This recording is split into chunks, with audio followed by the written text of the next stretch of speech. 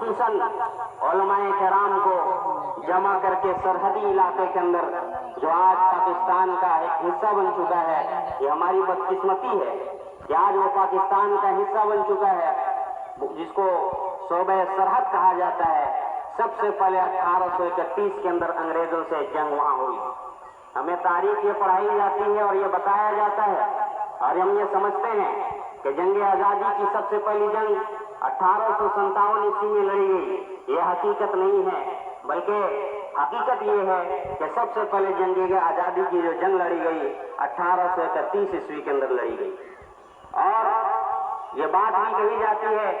کہ آج مسلمانوں کا نام اتہاس کے اندر سے مٹا دیا جا رہا ہے، تاریخ کی کتابوں سے نکال دیا جا رہا ہے، لیکن سوال یہ ہے کہ مسلمان اپنے تاریخ کو پڑھتے کتنے ہیں، اپنے اتہاس کو یاد کتنے کرتے ہیں،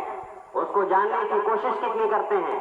حقیقت یہ ہے کہ تاریخ کو کوئی مٹاتا نہیں ہے، بلکہ تاریخ کو خود ہم نے بھلایا ہے۔ بہرحال 1831 سے لے کر 1845 عیسوی تک مسلسل سرحدی علاقے کے اندر، بالاکوٹ کے علاقے کے اندر خصوصاً علماء کرام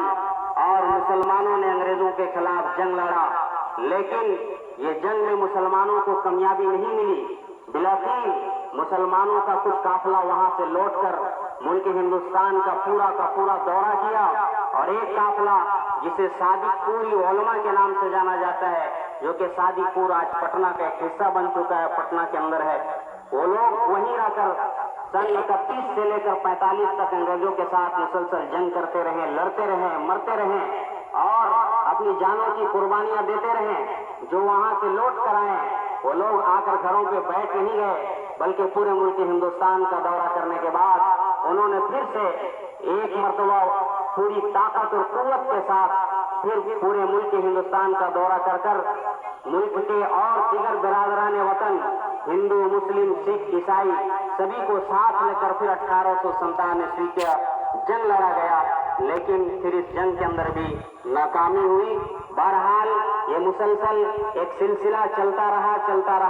یہاں تک کہ سن 1947 کے اندر یہ ملک آزاد ہوا۔ اس ملک کے خاطر ہمارے اکابرین نے، ہمارے علماء نے، ہمارے باپ داداؤں نے، مسلمانوں نے کیا قربانیاں دی ہیں۔ جس طرح آج پورے ملک ہندوستان کے اندر ہر جگہوں پر جھنڈا تولن کرنے کے بعد اپنے بزرگوں کو اور اپنے اکابروں کو اور اپنے باپ داداؤں کو،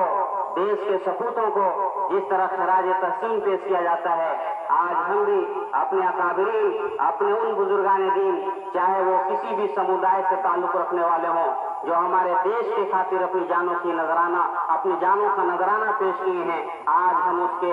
کو خراج تحسین پیش کرنے کے لیے جمع ہوئے ہیں۔ آپ کو معلوم ہونا چاہیے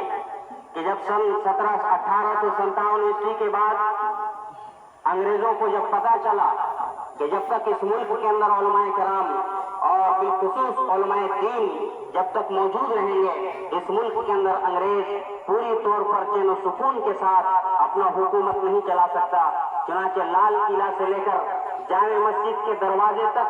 ہر ایک درخت کے اندر مسلمانوں کو اور علماء کرام کو، چاہے وہ جس کے چہرے پہ داڑھی ہے، جس کے سروں پہ ٹوپی ہے، یہ نہیں دیکھا گیا کہ عالم ہے، حافظ ہے، جو شکل کے اعتبار سے ملا لگا، علماء کی شکلوں کو اختیار کیا، اس کے گردنوں پر رسی ڈال کر پھندا بنا کر درختوں پہ لٹکایا گیا۔ چند دنوں کے اندر ہی تاریخ کی کتابوں کا آپ پڑھیں گے 33,000 علماء کو شہید کیا گیا۔ یہ ہماری تاریخ رہا ہے اور ہمارا اتہاس رہا ہے۔ آج ہم انہی جیالوں کو اور انہی سپوتوں کو،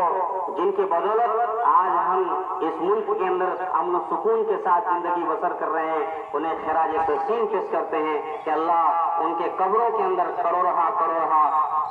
رحمتیں اور برکتیں نازل فرمائیں۔ آمین وآخر دعوانا الحمدللہ رب العالمین۔